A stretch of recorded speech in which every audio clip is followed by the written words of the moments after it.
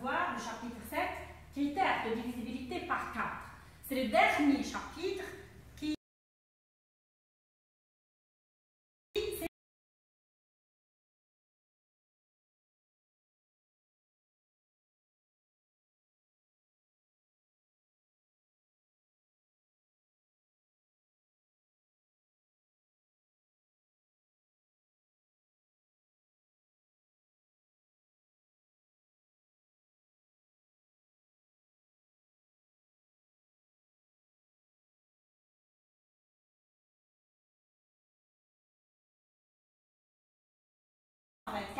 est divisible par 4. Il est divisible par 4. C'est-à-dire, sans faire la division, je peux vous dire que 15 924 est divisible par 4, c'est-à-dire la division est exacte. Comment j'ai pu savoir que 15 924 est divisible par 4? Tout simplement, j'ai regardé les deux derniers chiffres.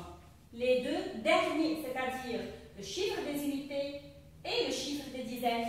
Les deux derniers chiffres, 1, 2, sont les derniers chiffres. Les deux derniers chiffres qui se trouvent dans le nombre 15 924. C'est quoi? C'est 24. Alors, les deux derniers chiffres qui forment le nombre 24, ça c'est 24. Ok? Les deux derniers chiffres forment le nombre 24. 24 est divisible par 4, car qui peut me dire 4 fois combien me donne 24? Oui, c'est vrai, c'est 4. Puisque 2 et 4, les deux derniers chiffres 2 et 4 forment le nombre 24, qui est divisible par 4, car 4 fois 6 me donne 24. Alors, tout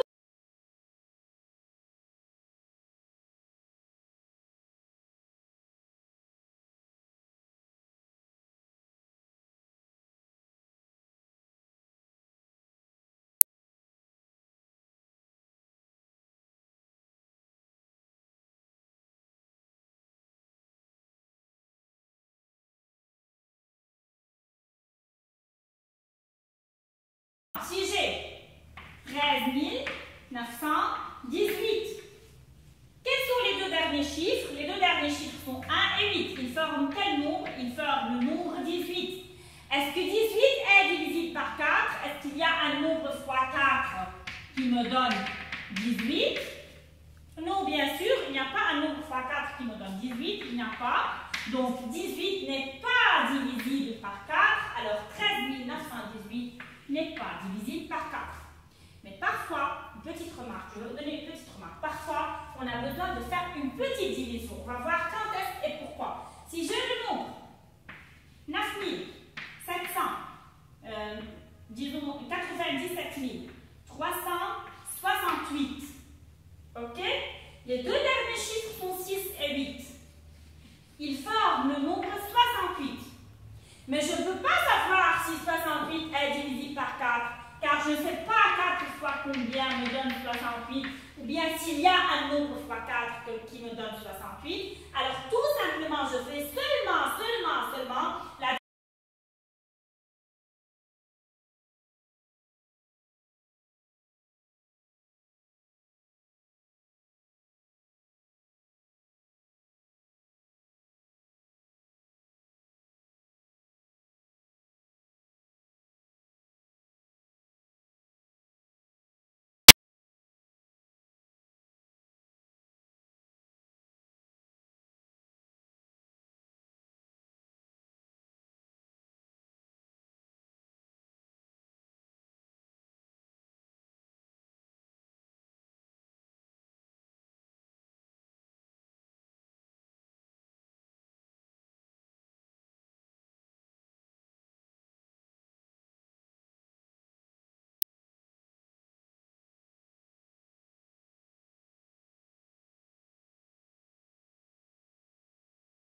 que tout nombre qui est divisible par 9 est divisible par 3. Les mêmes choses pour 4 et 2. Tout nombre qui est divisible par 4, il est divisible par 2.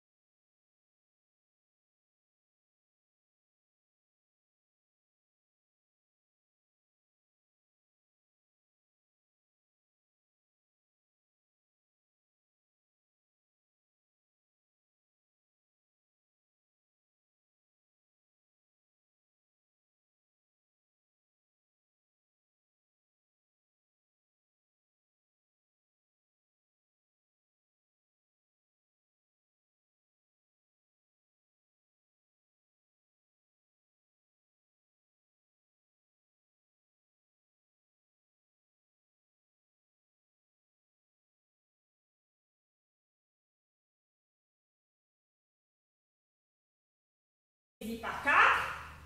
Donc, ces deux derniers chiffres forment le nombre 34. Est-ce qu'il y a un nombre fois 4 qui me donne 34? Non, bien sûr, il n'y a pas un nombre fois 4 qui me donne 34. Donc, ce nombre n'est pas divisible par 4. Alors, il est divisible par 2, mais il n'est pas divisible par 4. Lorsqu'il est divisible par 4, il doit toujours être divisible par 2. Mais lorsqu'il est divisible par 2, ce n'est pas nécessaire d'avoir le même nombre qui est divisible par 4. Maintenant, EB5, puisque c'est le dernier chapitre qui parle des critères de divisibilité, on va voir une petite résumé qui résume tous les chapitres qui parlent des critères de divisibilité. S'il vous plaît, suivez avec moi ici, c'est une petite résumé. Premièrement, on a vu qu'un nombre, quand est-ce qu'il est divisible par 2? Un nombre est divisible par 2 s'il se termine, bien son chiffre des unités, s'il se termine par 0, 2, 4, 6 ou 8.